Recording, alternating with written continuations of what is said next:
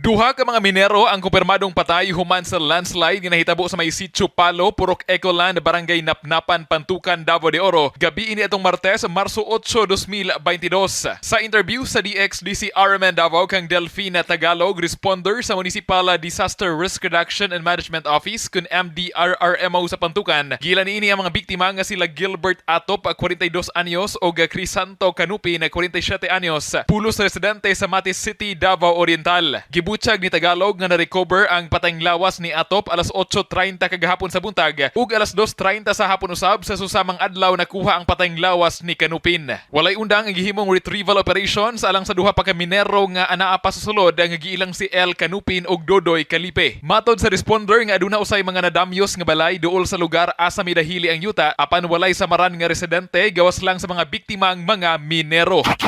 Wala ito yung mga natala nga mga one tao ato nga balay sir kung naapektuhan. Ato lang yun nga area sir itong mga tao nga natabunan katong nulod lagi sir ito nga area.